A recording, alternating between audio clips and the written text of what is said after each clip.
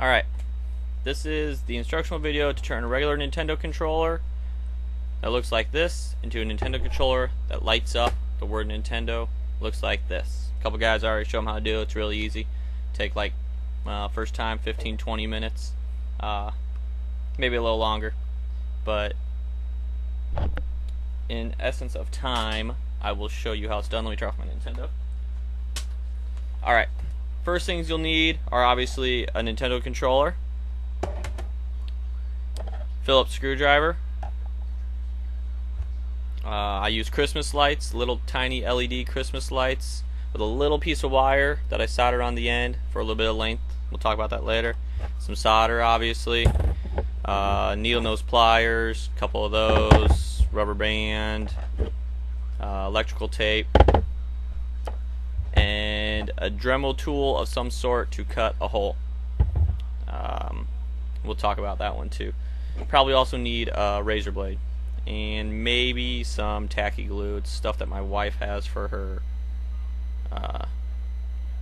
what do you call it, her crafties or something. It's just some craft glue. Elmo's glue would work fine too, so no biggie. Alright, let me get my camera set up and I will show you step by step in detail how this is going to be done.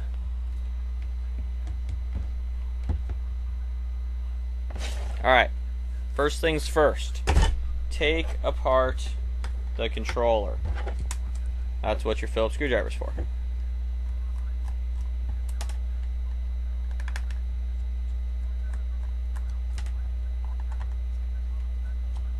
I've already taken out the board on this one because all my controllers are already modded, so I actually don't have one that's 100% back from scratch, but we can get close.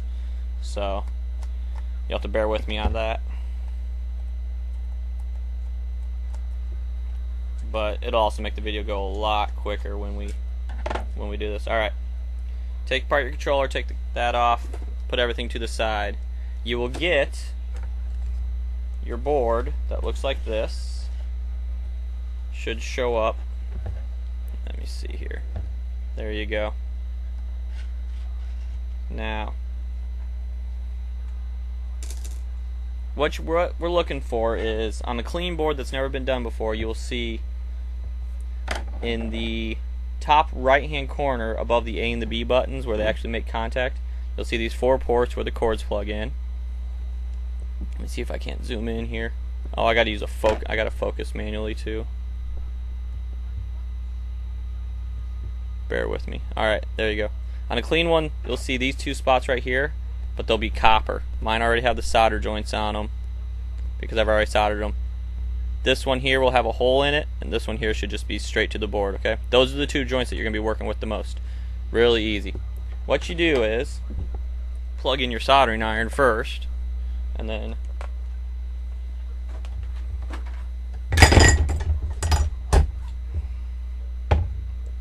try not to burn down the house while you plug in your soldering iron.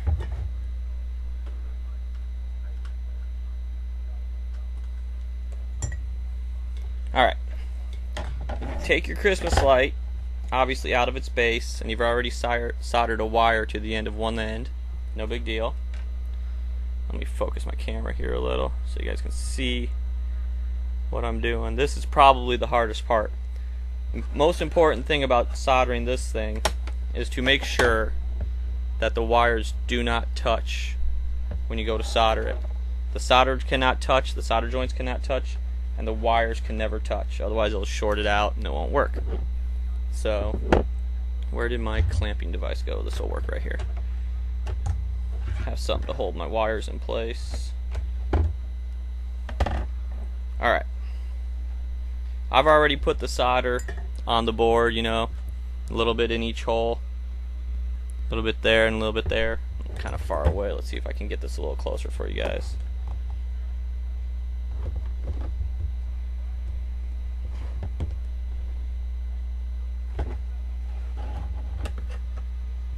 There we go. That's a little better for you. If I can get it to stay down now, that's the key.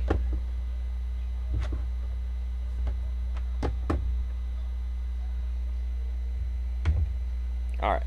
And focus. Looks like that's as good as we're going to get. Alright, so what we do is, once your soldering iron gets heated up, I usually solder the light with the wire attached to it, and the end with the hole. Just because that's the one that needs a little more length to it.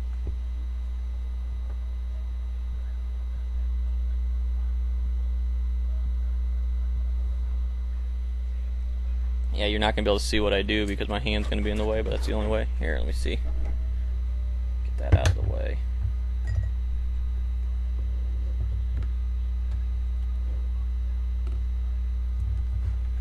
Let's see if I can't get this for you.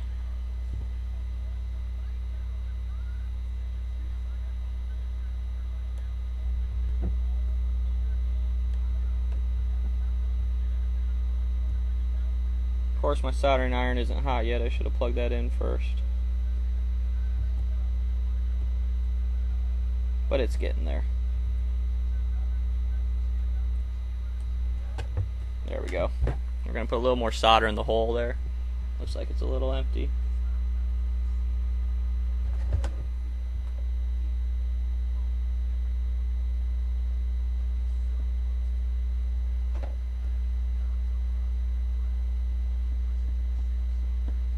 Alright, I'm going to pause the video here, and then when I get it soldered, that one, I'll come back and show you.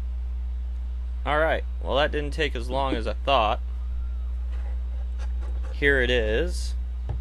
Let me move my camera down a little so you can get a good view of it. Oh shit. Alright.